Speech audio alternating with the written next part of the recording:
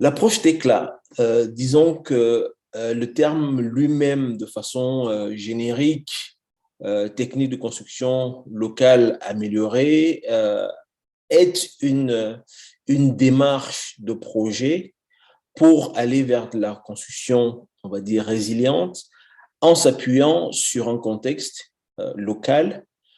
en s'appuyant sur la ressource et bien évidemment en apportant des réponses qui cadrent avec un contexte qui est préalablement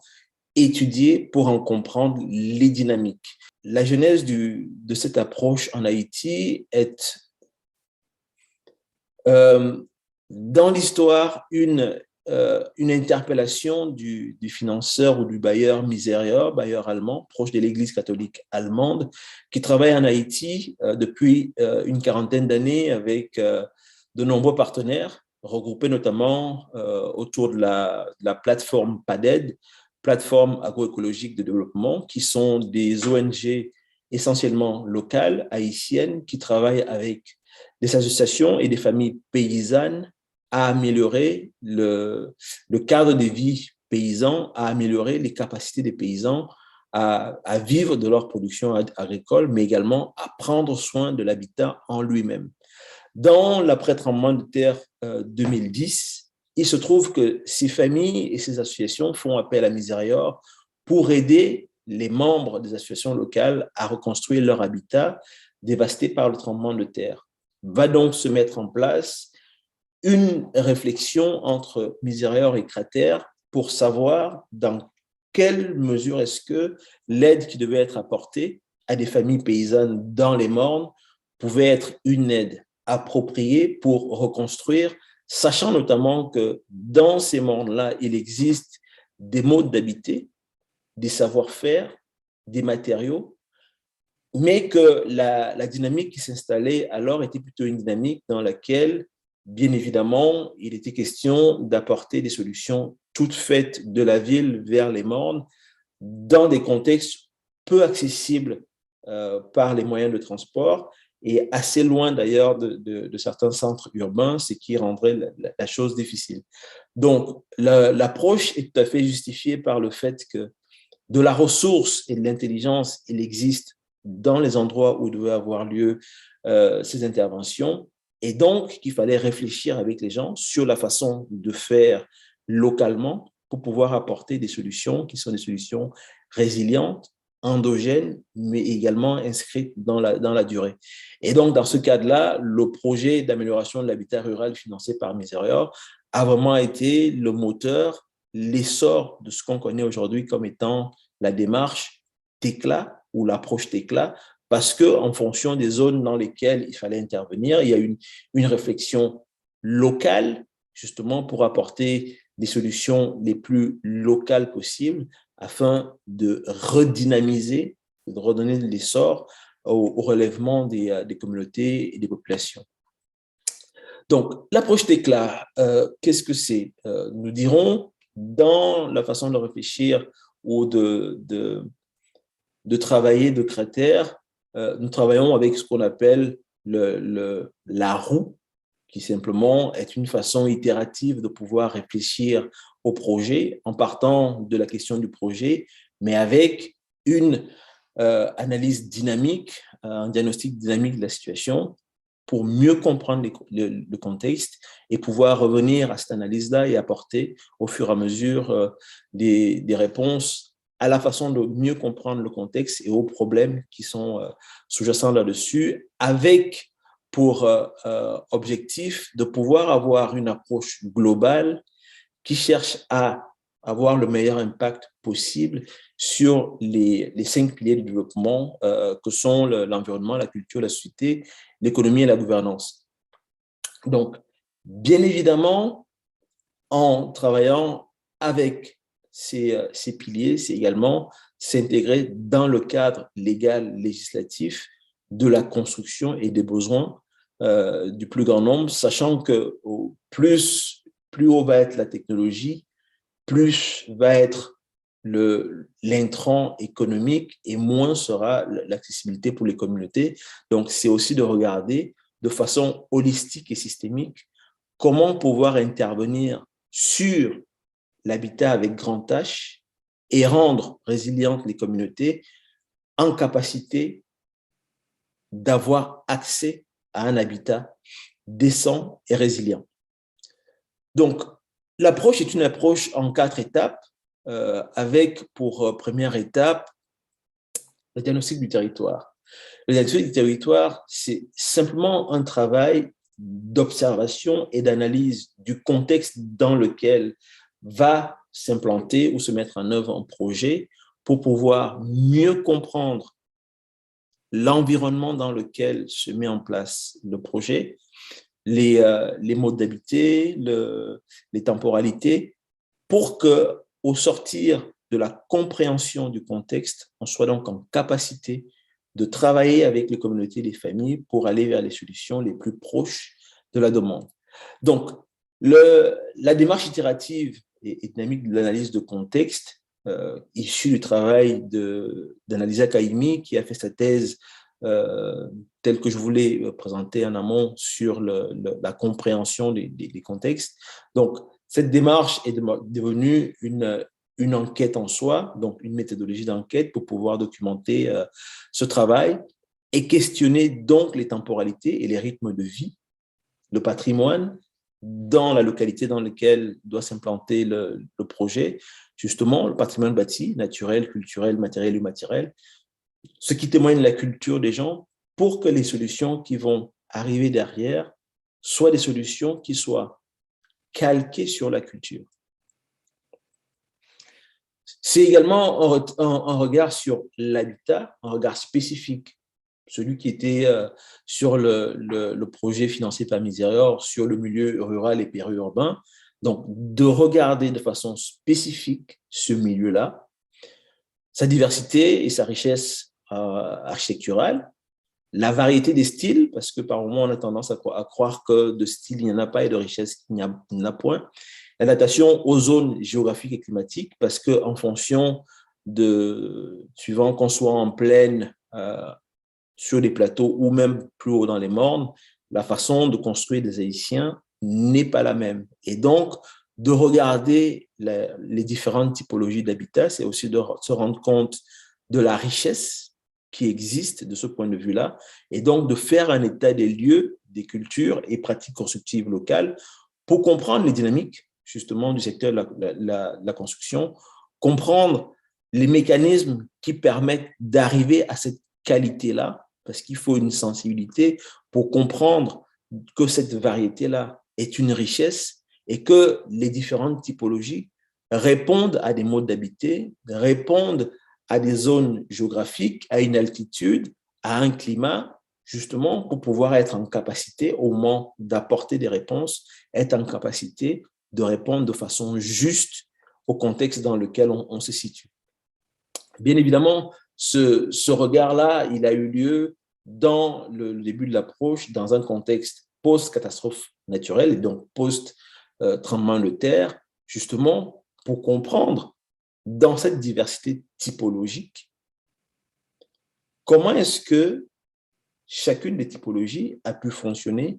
par rapport à l'aléa. Disons que l'habitat est l'un des aspects utilisés par l'humain pour s'adapter à son cadre de vie. Donc, de la façon dont construisent les Haïtiens traditionnellement aujourd'hui, il y a là-dedans de la richesse et de l'intelligence parasinistre par rapport à un vécu historique, par rapport à une installation qui dure dans un contexte, et donc de voir les raisons pour lesquelles certaines maisons sont effondrées et d'autres pas. Certaines maisons ont gardé la structure intacte et d'autres pas, justement avoir une compréhension des spécificités typologiques, de leur évolutivité, justement pour pouvoir mieux comprendre comment et pourquoi cet habitat il est fait. Donc, de ce regard-là, bien évidemment, il y a eu une compréhension de l'organisation spatiale de la maison et de la façon dont il évolue, et donc avec justement le diagnostic de territoire, de faire une enquête ménage et une enquête sur les maisons pour comprendre les typologies spatiales, l'organisation spatiale, les modes de vie par rapport à cette spatialisation de l'habitat ou de la maison et de l'ensemble, le jardin, le lacou, justement pour aller vers plus de compréhension et pas simplement dire on va poser une maison à un endroit, mais de comprendre le ou les systèmes qui font que l'habitat ou la maison en elle-même est posée dans un cadre qui fonctionne de façon symbiotique par rapport à un environnement précis. Et donc, c'est ce travail de diagnostic de territoire, du comment et du pourquoi les choses sont faites ainsi, qui permettent de comprendre les typologies, l'implantation, l'utilisation des espaces, la ventilation, le confort, l'intimité, l'esthétique et le rapport à l'autre, le lacou par rapport à la rue, le lacou par rapport aux tombes, le lacou par rapport au jardin, tous ces éléments justement qui cadrent et qui permettent de comprendre l'organisation de l'habitat. De cet habitat, puisqu'on le regarde en milieu rural et périurbain, on peut également le regarder en milieu urbain, TECLA+, ayant vocation justement à faire montre de ce que les TECLA, qui étaient jusqu'à présent construites majoritairement en zone rurale et périurbaine, ont tout à fait leur place en ville parce que des TECLA, il en existe depuis longtemps en ville, de façon patrimoniale. Et donc, en aiguisant son regard spécifique, on peut se rendre compte également qu'en milieu urbain, des architectures traditionnelles haïtiennes, urbaines, existent. Et donc, on peut s'en inspirer, on peut en tirer parti des intelligences de cet habitat, de cette façon de construire, de cette dynamique de production de l'environnement bâti, pour continuer à documenter avec ce regard spécifique sur l'habitat les diversités d'une architecture en milieu urbain, la variété des styles et des matériaux, les dynamiques d'urbanisation elles-mêmes, parce que l'espace urbain est dynamique, parce que la production de l'habitat en soi est dynamique, les stratégies d'installation et d'occupation foncière en ville, les enjeux sur la pression foncière, la réglementation, ainsi de suite, de sorte à justement comprendre les enjeux d'une installation ou de la construction d'un habitat en ville. Bien évidemment, avec l'habitat, la question spécifique des matériaux qui a fait débat dans le post-tremblement de terre et qui fait débat encore aujourd'hui, des matériaux de qualité, accessibles, accessoirement ou pas produits localement pour qu'ils soient le moins cher possible ou qu'ils soient le plus accessible possible en ayant de la qualité. Quand, où, comment les trouver, qui les produit, quel en est le coût, quel en est l'impact sur l'environnement, parce que ce sont des questions qui sont importantes de ce point de vue-là. Leurs caractéristiques, leur pérennité, des normes ou pas des normes, la réglementation là-dessus. Donc, là aussi, cette étape de diagnostic permet de documenter sur l'existence, sur la ressource existante localement pour pouvoir ensuite réfléchir à bâtir des stratégies de réponse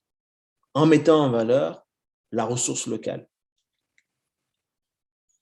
Donc, par qui et avec qui? Donc, qui construit cet habitat-là, rural, périurbain ou urbain? Qui le construit? À quel moment?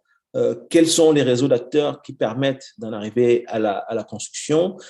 Quel est le système de formation formelle ou informelle? Quelle est la capacité d'insertion professionnelle pour ces systèmes de formation ou pour le produit de ces formations-là? Les circuits économiques ou solidaires qui permettent de financer l'habitat. Donc, autant de questions justement qui vont permettre de construire les stratégies sur lesquelles on peut ensuite se positionner en disant on va adresser un besoin sur le secteur de l'abri ou de l'habitat par rapport à la compréhension des dynamiques qui existent localement. Donc, qui commande la construction, qui construit, les compétences existantes, les relations fonctionnelles avec les différents niveaux de techniques ou de techniciens qui construisent, les modes de transmission, les évolutions et les ajustements contemporains aujourd'hui par rapport à la transmission des savoirs, par rapport au maintien des compétences, justement parce que la qualité de ces compétences-là et leur disponibilité ou de leur qualité, il va y avoir le produit final qui est la qualité de la maison construite et qui soit en capacité de faire face aux enjeux qui sont des enjeux de durabilité, de résilience, de confort, et ainsi de suite. Donc,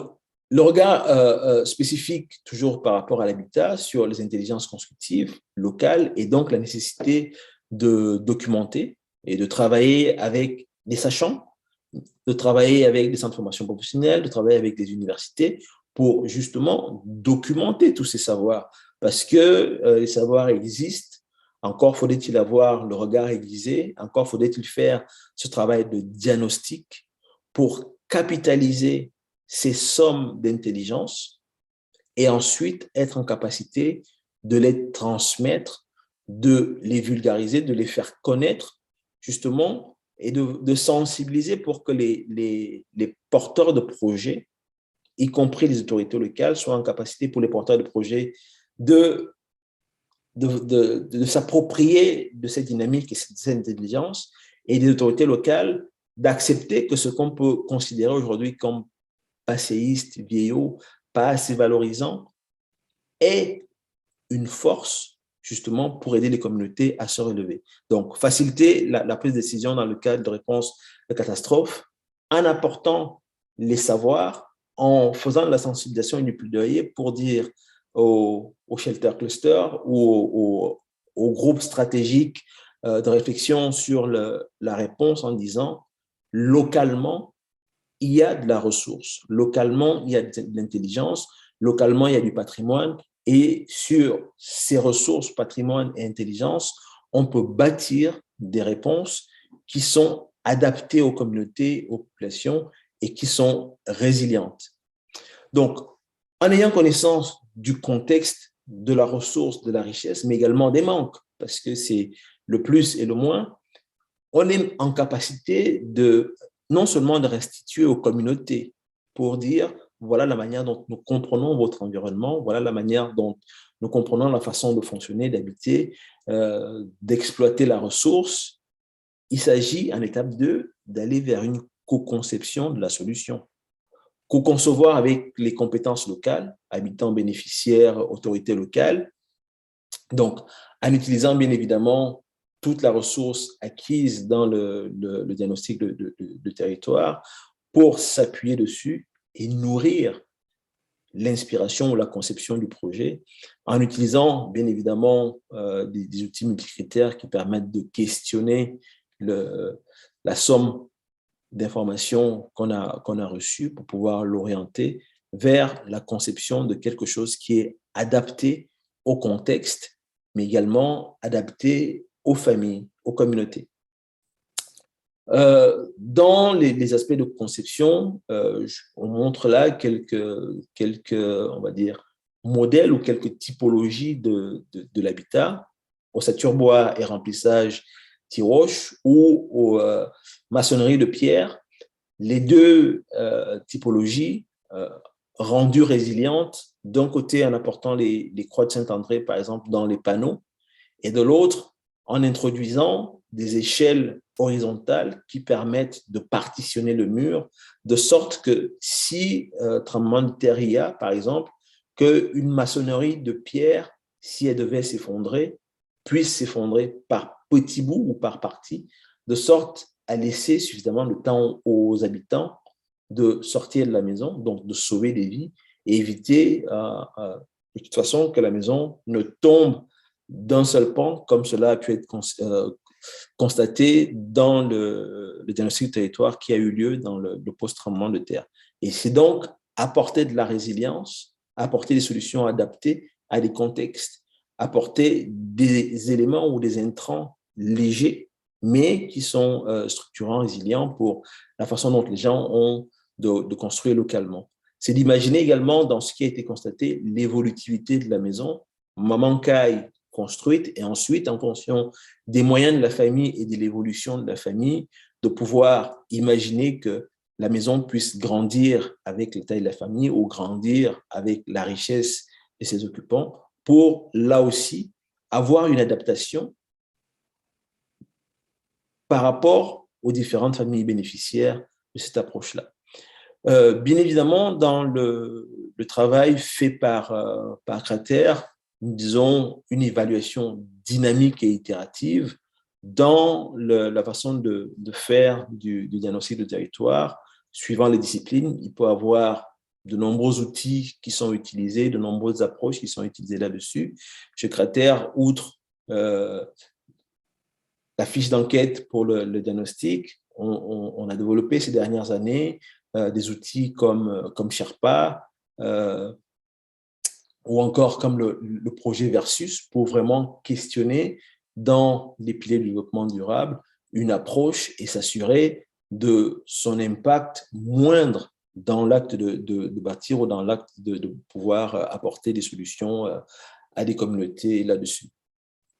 Donc, dans cette phase de co-conception, quelques images simplement pour faire montre de la façon dont les propositions ont pu être faites dans le cadre du projet de l'amélioration de l'habitat rural et de dire qu'à un endroit où les communautés construisaient en roche et en bois, les solutions ont été respectueuses de la façon des gens de construire et donc d'apporter des solutions résilientes en roche et en bois avec la moitié du mur de façon traditionnelle, la même moitié du mur dans le projet d'amélioration, des panneaux de bois, ossature bois et remplissage T-wash dans lesquels simplement il a été apporté de la résistance, donc des croix de Saint-André dans l'ossature. La maçonnerie de pierre en montagne, par exemple, se fait avec des murs doubles,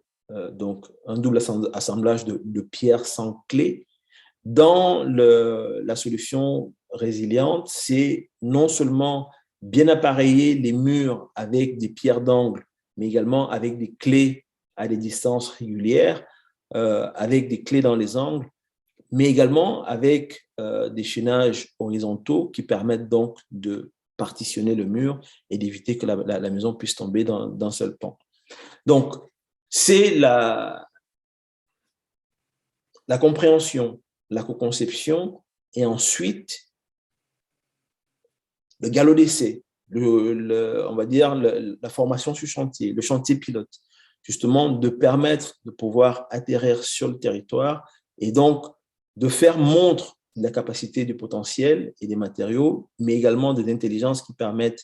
de proposer une organisation spatiale, de proposer une solution et donc de se servir des chantiers pour faire de la transmission et de la formation. Donc, profiter du chantier pour renforcer les compétences, former et sensibiliser, parce qu'il faut dire aussi que la tendance, c'est de se tourner ou tourner le dos à la tradition, tourner le dos à la richesse patrimoniale et traditionnelle de la façon de construire pour aller vers d'autres systèmes, notamment le ciment et le parpaing de ciment, le bloc ciment, et donc faire de la sensibilisation justement à cette richesse-là et à sa capacité à apporter des solutions qui sont contextuelles, adaptées à des contextes, qui sont des solutions qui sont résilientes et justement en gardant la flexibilité pour questionner ou re-questionner le projet et pour améliorer son impact et sa durabilité. Donc, vous voyez sur les images la formation sur chantier pour la production, par exemple, de briques, ici, par des hommes et des femmes, du travail de construction, du travail de charpenterie, mais également du travail de finition des enduits fait sur les pans de mur remplis en ossature bois, remplis en tiroche ou en briques, maçonnés à la terre et finis avec des enduits de terre et des badigeons à la chaux. Donc, l'étape 3 sur la formation sur chantier, c'est également la production de manuels de formation pour pouvoir faire aussi bien de la formation pratique sur chantier que de la formation théorique, avec donc ces éléments qui ont servi énormément à pouvoir diffuser, vulgariser, former. Donc, beaucoup de matériel pédagogique qui a été produit dans le cadre de projets successifs justement à destination des techniciens, à destination des porteurs de projets, à destination d'ONG qui voulaient adresser la question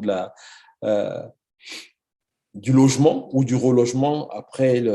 les différentes autres catastrophes qui sont arrivées après Matthew, les ouragans Sandy et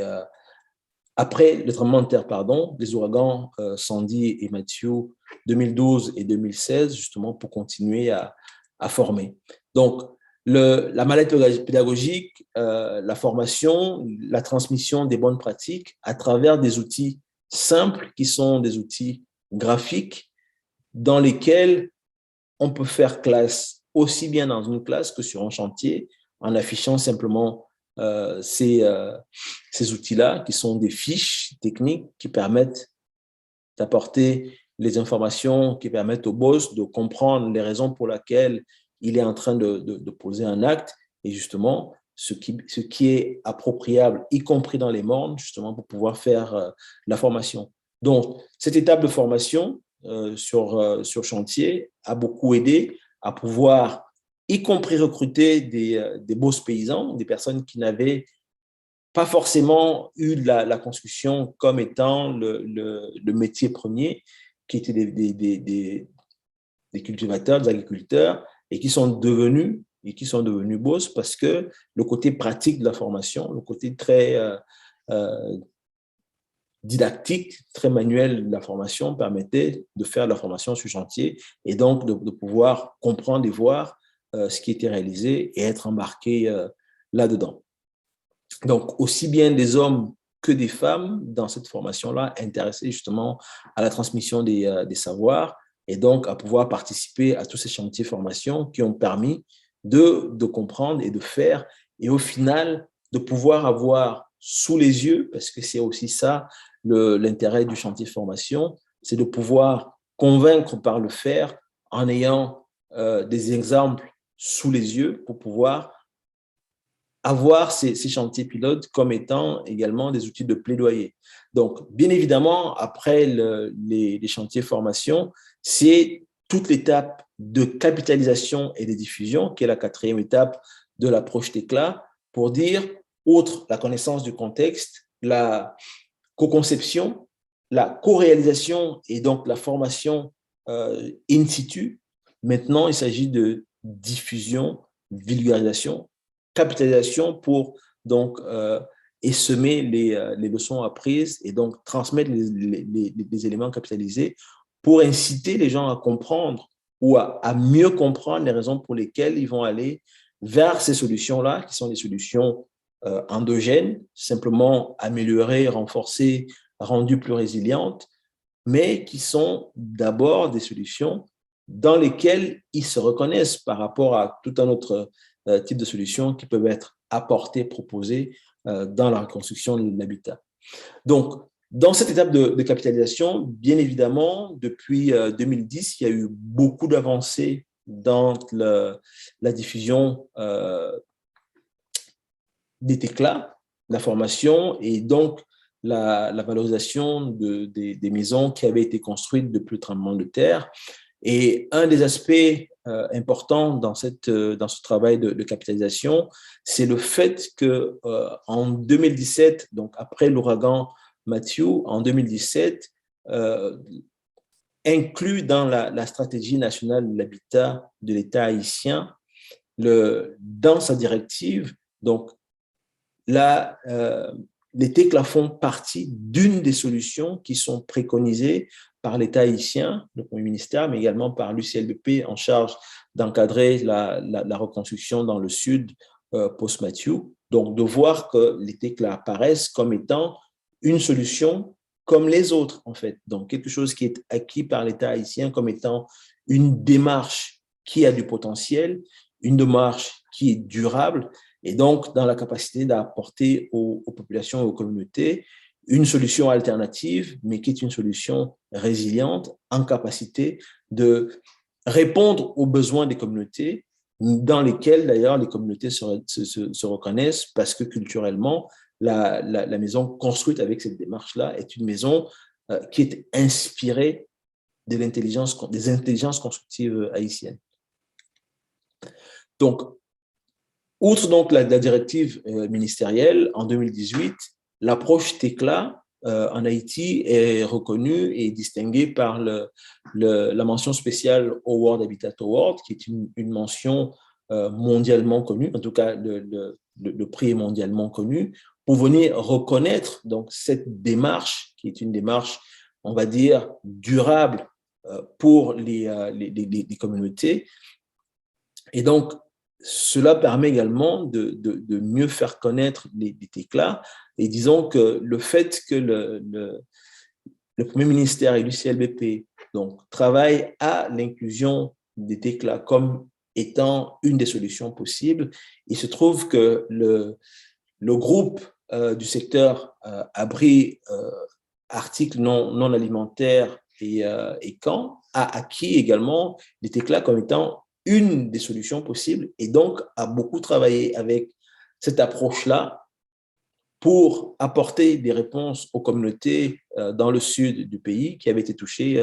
dans l'après-Mathieu et donc a vu comme ça la filière grandir avec un nombre de formés qui s'est accru, un nombre de maisons construites également qui s'est accru et du coup a permis de continuer à faire connaître les TECLA dont les résultats sont aujourd'hui appréciables dans les communautés parce que c'est une réponse qui est tout à fait adaptée. Bien évidemment, après donc, ces 4 étapes, la question de l'habitat pose la question de la filière. Quelles sont les différentes étapes pour permettre d'arriver à la construction et donc questionner le marché du travail. Il ne s'agit pas de former pour former, tel que nous vous l'avons montré par ailleurs. Il s'agit de faire la démonstration qu'en formant des jeunes et des moins jeunes dans les communautés, quand il y a un besoin, ces jeunes qui sont formés au sein des communautés sont donc en capacité soit d'agrandir la maison si la famille en a le besoin, soit de la réparer après un tremblement de terre ou un ouragan, ou simplement d'entretenir et d'être en capacité d'entretenir la maison. Donc, l'interrogation du marché, c'est de se dire aussi qu'on forme une jeunesse, on forme les techniciens pour qu'ils soient en capacité de répondre à des besoins et donc d'apporter une compétence supplémentaire dans la capacité des jeunes techniciens en boss, justement, à pouvoir construire dans différentes techniques de construction avec la capacité d'expliquer aux familles les raisons pour lesquelles elles pourraient ou elles devraient choisir telle ou telle typologie de construction de façon, enfin, pour des raisons économiques, sociales, culturelles, pour la beauté, l'esthétique, tout ce qu'on veut, mais être en capacité justement de pouvoir avoir cette corde supplémentaire à leur arc pour justement aller affronter le marché du travail. Et donc, de regarder avec un peu de recul la trajectoire des TECLA plus de 10 ans après, c'est de voir la diversité architecturale qui est produite aussi bien en zone rurale qu'en zone périurbaine ou en zone urbaine aujourd'hui. C'est qu'à travers un souci d'insertion professionnelle, c'est de montrer également que les boss formés font des choses qui sont magnifiques aujourd'hui et ont une diversité de bâtiments, de maisons qui sont construites avec cette approche-là pour sortir du carcan de c'est la caille dans les mornes, c'est la petite maison dans les mornes. Non, les TECLA sont en capacité justement de permettre cette diversité architecturale et donc de pouvoir offrir une diversité ou un plus grand marché aux jeunes qui sont formés de ce point de vue-là. Donc, un autre exemple qui est un autre exemple d'école construite dans l'approche TECLA, en ayant observé la façon dont certains bâtiments sont construits à Port-au-Prince, d'apporter une solution pour la construction d'une école en s'inspirant justement d'une architecture existante localement à Port-au-Prince, ossature métallique et remplissage avec la brique cuite, qui est une brique cuite récupérée des décombres du tremblement de terre. C'est aussi ça, l'approche, comprendre le contexte, voir les ressources, comprendre les intelligences et ensuite réfléchir avec la communauté ou les bénéficiaires pour voir de quelle manière est-ce qu'on pourrait construire ou apporter les solutions les plus intelligentes possibles qui sont issues du contexte et qui permettent de répondre à des besoins. Donc, bien évidemment, le neuf et l'ancien, c'est-à-dire faire du neuf, mais également être en capacité de faire de la réparation, parce que c'est aussi ça le marché, c'est-à-dire que des maisons qui existent soit dans les mondes, soit en ville, construites de manière traditionnelle, ont besoin aujourd'hui d'être réparées, d'être renforcées. Donc, la formation, c'est aussi de pouvoir, c'est de rendre capable les techniciens, de les rendre capables d'intervenir aussi bien dans la construction neuve que dans l'entretien ou la réhabilitation, rénovation de l'ancien. Et donc, avec tout cela, donc une diversité, certaine diversité interventionnelle, une multiplicité de maisons qui ont été construites, de projets réalisés, et donc aujourd'hui, une iconographie de Tekla qui est riche de cette diversité du marché, de la capacité d'offrir un certain nombre d'architectures et de solutions à des tailles différentes pour montrer aussi qu'avec les Tekla, on peut bien agir en milieu urbain qu'en milieu rural, agir en milieu urbain dans le cadre de Tekla Plus, y compris dans des quartiers populaires de Port-au-Prince, comme ici à Chris-Roy, où il s'agit de surélévation de bâtiments pour gagner de l'espace, mais en hauteur, en apportant une structure légère au-dessus d'une ossature de maison en bloc, justement, des solutions, des options, il y en a pas mal. Et donc, de dire, l'approche, ce n'est pas qu'une question de technique, ce qui a souvent été le travers pour un certain nombre de porteurs de projets, parce qu'il est bien évidemment plus facile d'aller vers le produit que de mettre en place la démarche elle-même, qui peut être consommatrice de temps et de moyens. C'est vraiment de dire, d'abord comprendre un milieu pour ensuite aller chercher la réponse la plus spécifique possible, la plus adaptée possible dans un contexte particulier, justement pour que la solution qui en émane soit une solution qui ressemble à l'environnement, aux communautés, aux dynamiques et modes d'habiter dans laquelle va être installée cette construction, cet habitat qui est construit. Donc, voilà en somme ce qu'est l'approche Tekla et de sortir du carcan dans lequel on a souvent tendance à ramener l'approche Tekla ou les Tekla comme étant ossature bois et remplissage T-wash. Nous disons, et nous venons de le voir, que les Tekla, ça peut être de la maçonnerie de pierre, mais chez les bois. Ça peut être de l'ossature bois remplie en roche, en briques, en clissade, en palmiste. Ça peut être la façon dont les Haïtiens ont eu l'habitude de construire dans la plaine ou dans les mornes, mais revue avec la contemporanéité et revue avec le souci de rendre résilient cette façon de construire,